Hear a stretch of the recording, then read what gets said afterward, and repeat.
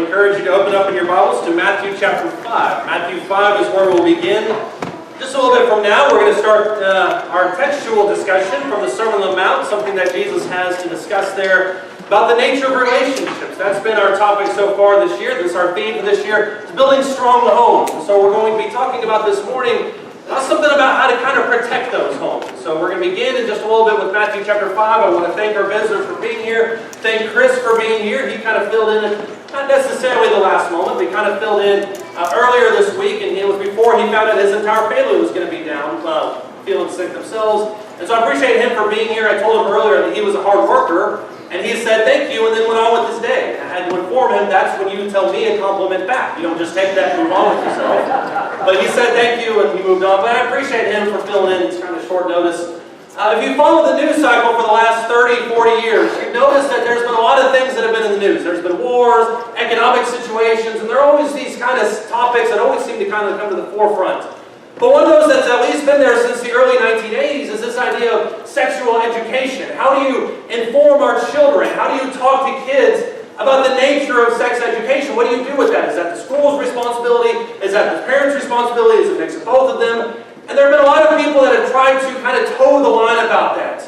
And certainly when it comes to, at least in a school-wide sense, the argument has always been we need to advocate anything except abstinence. And so that has other things to do. They teach other types of things. Any type of thing you can get to in order to kind of avoid these, quote, unwanted side effects of those activities. Things such as diseases, unwanted pregnancies, and I use that very much in air quotes. But how do we keep our kids, how do we keep teenagers from engaging in those types of things? And you can make any argument you want. There have been stats that have showed that abstinence education works. There have been stats that have showed that abstinence education does not work. But one of the things that blows me away is this general statement that sometimes people make when they say that teaching abstinence does not work. I'm here to tell you right now, ladies and gentlemen, that of all the different approaches you can take to teaching kids, abstinence is the only thing that 100% does work. That's the only thing that is 100% bulletproof. There is no two ways about it. That is the thing that works the most. The reason it doesn't work is because it's not very popular. And so people try to rein in hormones, and people try to rein in these things by other activities. But the central argument that abstinence does not work just is quite patently false. And the same thing, ladies and gentlemen, applies when we start talking about the nature of affairs and people having people committing adultery. People will say, well, in order to keep it from getting to that point, you need to do this, you need to do this. I'm here to tell you right now, ladies and gentlemen, the only way to keep yourself from having an affair is to never find yourself in a situation where that can become possible. And even that phrase itself, to find yourself in it, almost implies that there are certain things about it that are outside of your control, as if you just kind of take one step, you take another step, you take another step, and all of a sudden, you don't know how you got there. And maybe it's for that reason that the most recent statistics that have come out regarding adultery says that 25 to 40% of men and 20 to 25% of women will have an affair in their lifetime. I knew when I got to the point in this lesson, when I started writing this sermon several weeks ago, I knew that I would put this stat up here. What I was floored at was that the number was that high. What that tells us is that adultery is not just something that happens on the outskirts, but that there is a very real problem in our society with adultery. And those of you who drove down in the middle of Dallas and Fort Worth anytime within the last decade probably saw at one point a gigantic billboard from a site called AshleyMadison.com that simply said the phrase, "Life is short, have an affair." The CEO of that website, or the parent company, lives in North Dallas. And so it's not something that happens on the fringes. It's not something that just kind of goes by the wayside. This is something that is very common in our world. And it's something that when we talk about the home, we can't not address, if that makes any sense. We have to talk about it. And usually when you talk to people about it, when you talk to people, especially who have had an affair, or people who have committed adultery, the one thing they say, and I've heard this several times over, the one thing they say is, I just don't know how it happened. I don't know how it got to that point. I was here, and I was doing this, and then one thing led to another. That's always the famous phrase. One thing led to another, and then I found myself, there's that phrase again, in a situation that I shouldn't have been in. And I have sympathy, to a certain extent, for people like that. I have much more sympathy for the families that are affected by that. But ladies and gentlemen, the problem is not an information problem. It's not as if people are saying, well, I just don't know what causes an affair. I don't know how to get to that point. As I mentioned earlier, the only way to keep yourself from having an affair is just to never put yourself in that position. And so the problem is not an information problem. It's not as if we don't know that it's wrong. The problem, in my opinion, ladies and gentlemen, is lack of commitment. Because we don't make a commitment to our spouse. We don't make a commitment to God. We keep us out of those types of situations. Every time we talk about this subject, I can't help but go back to the example of Joseph in the book of Genesis, where Joseph is seduced time after time after time by Potiphar's wife. And in one thing he says right before he leaves his coat and then runs out the door, probably screaming, but he runs out the door, is he says, how can I do this great evil and sin against my God? And when you look at Psalm 51, what David has to say concerning his sin with Bathsheba, that's the one thing he leads everything off with when he says, against you and you only have I sinned. And so having an affair is not something, and hopefully nobody thinks this, but having an affair is not something that's innocent. It's not something that only affects you. It's not really even something that only affects your family. It affects your relationship with God. And so what I want to call on all of us to do this morning is not to go through a bunch of steps about how to avoid an affair, because all of us know how to avoid an affair. You just don't put yourself in that situation. What I want us to do this morning, and especially for those of us who are married, and if you're not married, commit this in your mind for your future spouse. But what I want to do this morning is to go through a series of pledges. I want us to make pledges towards our spouse. And the first one I'll say this morning is I pledge that I will make God's standards my standards. You know, people talk all the time about sexual ethics, and this is acceptable, this isn't acceptable. And Christians, rightfully so, will tell you that that's not what the world says and what the culture says. That's not my standards. And I would 100% agree with that. And when you look at passages like Matthew chapter 5, verses 27 through 32, it's very plain what God's standards are. For instance, Jesus in the Sermon on the Mount, this is in a series of you have heard, but I tell you type statements. He says in verse 27, you have heard that it was said, you shall not commit adultery. But I say to you that everyone who looks at a woman with lust for her has already committed adultery with her in his heart. That is a strong statement. And what it shows in Jesus' mind and what it shows in the lives of Christians is that the world's standards are here, but my standard is here. It's not enough just to not have an affair. I have to not even look on a woman with lust in my heart. And that seems extreme. And if that seems extreme to us in 2019, I'm telling you right now, it seems really extreme to people in 30 AD. Because everything that we tend to think is being, over the line or tend to think is outside of bounds, that was very normalized in Greco-Roman culture. The stuff that we're kicking back against that are trying to be legalized, that was so commonly accepted in the Roman world that if this seems drastic to us, it seems really drastic. Maybe not necessarily to a Jewish audience, but it seemed really drastic to a Greco-Roman audience. Verse 29, he doesn't step back on that. He doubles down even further by saying, if your right eye makes you stumble, tear it out and throw it from you. For it is better for you to lose one of the parts of your body than the whole body to be thrown into hell. Verse 30 says it again, different context, a different type of subject. He says, if your right hand makes you stumble, cut it off and throw it from you. For it is better for you to lose one part of the body than for your whole body to go into hell. That's extreme. And there are some people who will tell you what God is saying here in this passage is, well, not necessarily cut off your hand, pluck out your eye. Not necessarily that. But go to whatever extreme you need to do in order to keep yourself free from sin. And I think that's true. I don't think Jesus wants us cutting off our hands and plucking out our eyes. Otherwise, he probably wouldn't have made them for us in the first place. But the central point remains true. Whatever you need to do to keep your body free from sin, you need to do it. Don't walk out here and maim yourself. That's not the point. But if you have to take drastic measures sometimes in your life in order to keep yourself free from sin, do that. Because God's standards are here, and sometimes our standards are more along the lines of down here. Verse 31, he continues on it. It sums up by saying, it was said, whoever sends his wife away, let him give her a certificate of divorce. But I say to you, that everyone who divorces his wife, except for the reason of unchastity, makes her commit adultery, and whoever marries a divorced woman commits adultery. That is a very truncated definition of what you see in Matthew chapter 19. And when you look at Matthew 19, whether you're looking at that or whether you're looking here at Matthew chapter 5, the reaction by everybody listening to that and the reaction to us in today's world should be the same. And that's shock.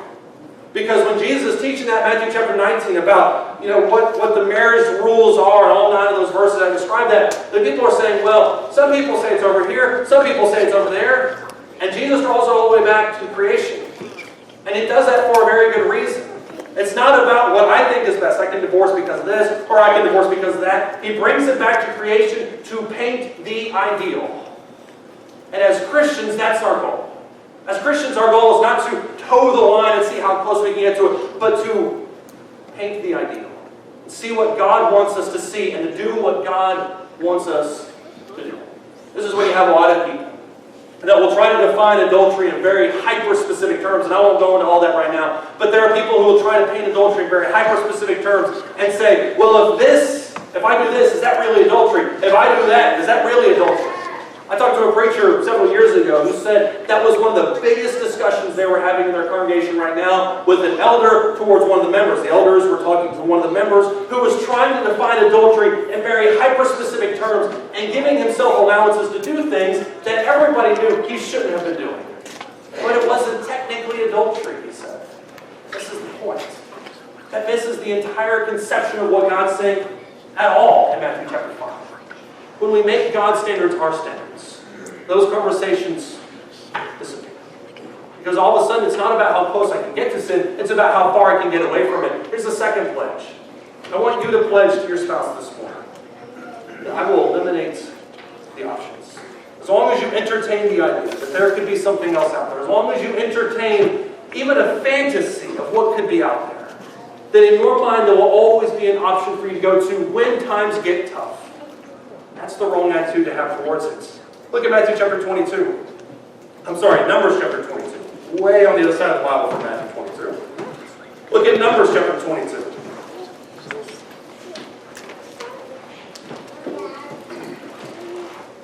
Numbers chapter 22, we meet a person who had a very interesting conversation with a donkey. And of course, by saying that, you know I'm talking about Balaam, because there's literally nobody else in the entire world, in the entire history of the world, who's had a conversation with a donkey. Besides Balaam, at least that I know about. If you know of somebody, let me know. We can talk about it a little bit later. That sounds like fun.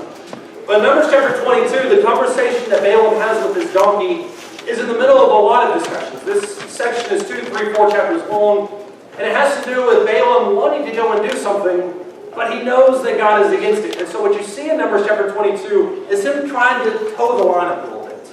I'm going to get as close as I can, take a step back, as close as I can, take a step back. But I'm going to see, and this is the key phrase here, I'm going to see, Balaam says, what I can get away with.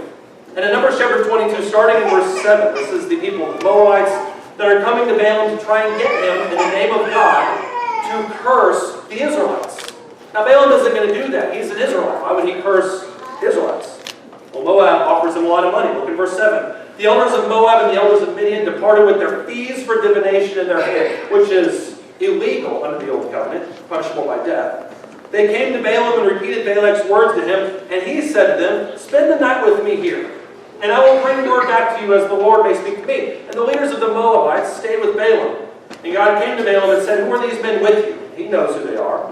Verse 10, Balaam said to God, "Balak the son of Zippor, king of Moab, has sent word to me. Behold, there is a people who came out of Egypt, and they cover the surface of the land. Now come, curse them out for me, or curse them for me. Perhaps I may be able to fight against them and drive them out." Now pay attention to what Balaam is asking here.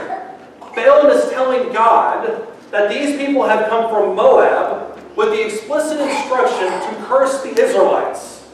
And Balaam, instead of saying no, which he should have done, says, maybe God's for that.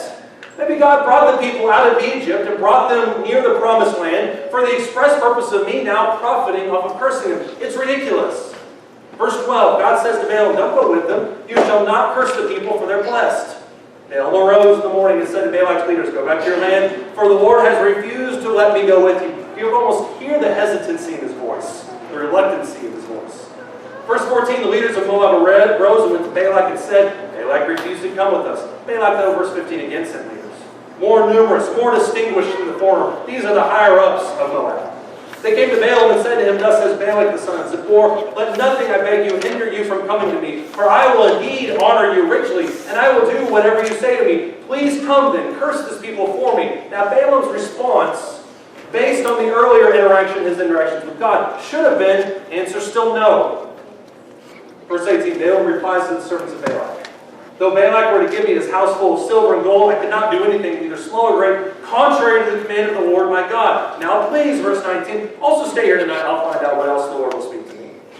God came to Balaam at night and said to him, if the men have come to call you, rise up and go with them. But only the word which I speak to you, you shall do. It's worth mentioning, by the way, when you get to the end of this story, that Balaam, and we could have read the next 3 chapters if you want to, but by the time you get to the end of the story, Balaam can't curse Israel. The only thing he can do is bless them. That's one of the reasons God says go. Just do what I tell you to do. But the fact that Balaam even asked, not once, the first time was horrible enough, but twice, shows that what he really wanted to do was go and curse Israel as much as he knew God was against us. Or against us. Now you may be asking yourself this morning, what's the point of this? What is Balaam and his talking donkey, what does it have to do with me eliminating your options? I'll tell you this right now. Almost every single marriage and divorce or remarriage issue, and there are, to my count, to my knowledge, there are at least 67 among circulation right now amongst brethren. Almost every single marriage, divorce, or marriage question has started, at least to a certain extent, with somebody saying, I know what God says, but this is my situation. I know what God says concerning marriage, divorce, or marriage. It's very plain from Matthew 19. But what about this situation? What about my son? What about my friend? What about my preacher? What about one of our deacons? This is his situation. How does that apply? And then you take what God says in Matthew 19 and Mark 5, or then Matthew 5, and you apply it to what he says, or apply to the situation, and you say, I'm going to mess with the rule in order to more perfectly apply to this situation. Before you know it, you have a situation and a result. That's not at all what God intended. Ladies and gentlemen, we need to stop negotiating God's commands. We need to stop going around what God's Word says and say, well, maybe He means this, maybe He means that. We need to stop rationalizing God's commands. Make His standards our standards and live up to what our decree and what our vow was. We need to eliminate the options. I love what Paul says in Romans chapter 6, verses 1 through 3, when he talks about sin. He says, can I continue in sin so that grace may abound? May it never be, for I have died to sin. And if you're married this morning, ladies and gentlemen, this is probably not the invitation you were expecting. If you're married this morning, then you have died romantically to every single other person, except in the 2 situations of death or adulterous divorce. Those are your options. And until either one of those happens, you are linked and bound to your spouse. We need to stop. We need to eliminate the options. Pledge number 3. I will devote myself fully to my spouse. I'll tell you this right now. It is possible to be married to your spouse and not ever have an affair with them, and yet still be somewhat unfaithful to them. That's one of the big reasons why pornography is such a problem in today's world. Is not that it creates the physical situation where an adultery can happen, but it absolutely creates the emotional situation where an affair can happen. Because all of a sudden you're comparing your spouse with what you see on a screen. And not to mention the fact that it creates lust and all sorts of other issues, but you can still be within that marriage and still be completely unfaithful to them. And so what I'm asking you to do this morning is to make a pledge to your spouse that you will devote yourself fully to them in every different situation that I mean that. I want you to look at 1 Corinthians chapter 7. 1 Corinthians chapter 7, we're used to talking about verses 10 on. Because verses 10 on is where Paul discusses virgins. He talks about whether or not you should marry. But I want you to notice what he says in the first several verses of 1 Corinthians chapter 7. 1 Corinthians chapter 7, starting in verse 1. He says, now concerning the things about which you wrote, this is obviously an answer to issues that were happening in the Corinthian church. Now concerning the things about which you wrote, it is good for a man not to touch a woman. That's kind of the general rule. Now that's his opinion. Verse 2, but because of immoralities, each man is to have his own wife, and each woman is to have her own husband. And I think he's specifically there in verse 2 talking about sexual immoralities. Verse 3, the husband must fulfill his duty to his wife, and likewise also the wife to her husband. And let me make as a side point, husbands or wives, verse 3 is not meant to be used as a club to beat your spouse over the head with. It's not meant for that. Verse 4, the wife does not have authority over her own body, but the husband does. Likewise also the husband does not have authority over his own body, but the wife does. Same thing as verse 3. Verse 5, stop depriving one another, except by agreement for a time, so that you may devote yourselves to prayer and come together again, so that Satan will not tempt you because of your lack of self-control. But this I say by way of concession, not of command. Yet I wish ultimately that all men were even as myself am. However, each man has his own gift from God, one in this manner and another in that. What Paul tells married couples, ultimately in verse 1, is the ideal is it's not good for a man to touch a woman. Now obviously, that's his opinion because the created order was marriage, Adam and Eve. And so he says, because of these temptations, because of these drives, man and woman were created, and the marriage was created in order to fulfill these drives. And then when you look at verse 5, fulfill those drives in a very holy way. When you get to verse 5, he says, stop depriving one another. Because the deprivation of that physical relationship is what drives the adulterous desires. Now, because I'm not fulfilling those desires with my spouse, now I'm going to fulfill them with somebody else. And what he says there in 1 Corinthians chapter 7 is, when you deprive one another, physically, emotionally, socially, whatever it is, you open a foothold for Satan inside of your marriage. The marriage union was designed to be a partnership for life, not just emotionally, although that's a big part of it, but physically as well. And so I would encourage you to devote yourself to your spouse in every way, not just physically, but emotionally, mentally, aspirationally. That is a word that I just made up on the spot. But devote yourself to your spouse 100,000%. Much more. I will build up my spouse. You know, unfortunately, the problem is, even within a marriage, sometimes we build walls. We build walls because our spouse has torn us down, or because we tear them down. And so because there's this kind of friction inside of a marriage, sometimes we innately kind of develop walls. I'm not going to talk about this with my spouse, because I remember last time I talked about how she treated me. Or, I'm not going to approach my husband with this issue because I remember the last time we talked about it, and it just didn't go too well. And so what we instinctively do over the course of months, years, decades, is we build up these walls in a marriage. And those walls are designed to keep people out. And so if you're trying to keep somebody out of that part of your life, there's inevitably somebody who will get into your life in that regard. And that's why when you talk to people who have an affair, with people who commit adultery, the whole point of all of this, and the reason it starts, is because somebody was listening to them. Somebody complimented them. Somebody talked to them about that thing that their spouse was talking about. Somebody was nice to them. And that's how some of these affairs sometimes start. And it may not even be the fault of the other person. It may just be these mental walls that somebody builds up.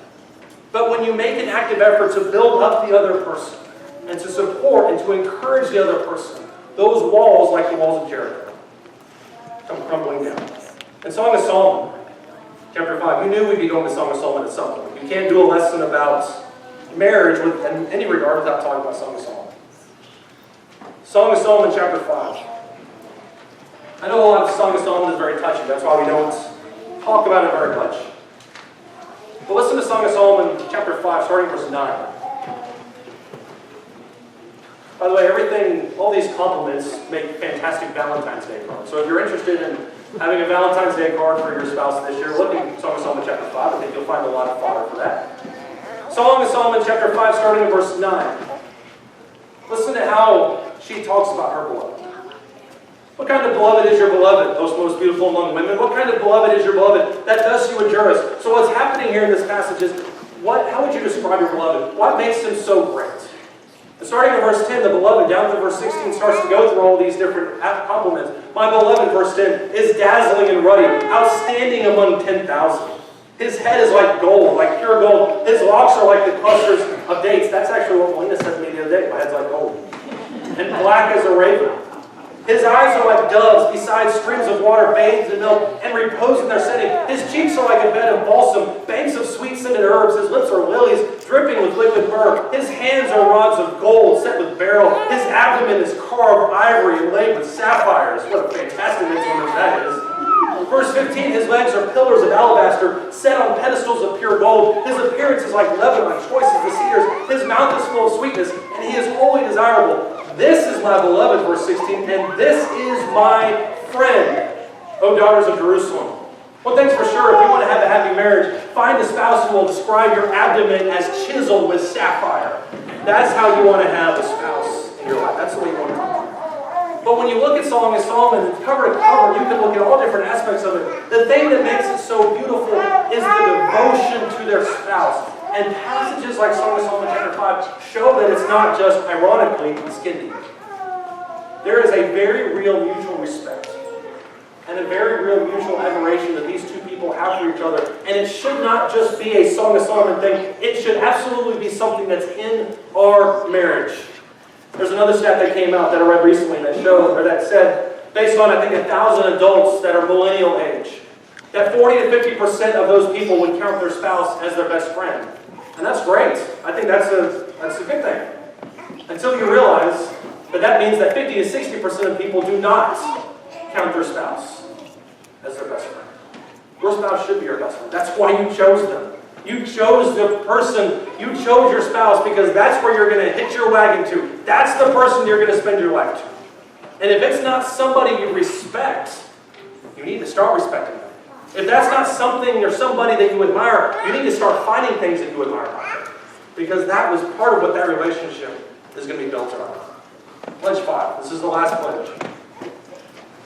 I will consider the consequences. I used to write this, and several weeks ago when I wrote this, I was going to talk about how Mike Pence had this rule where he wouldn't have an interview or go to a dinner without his wife.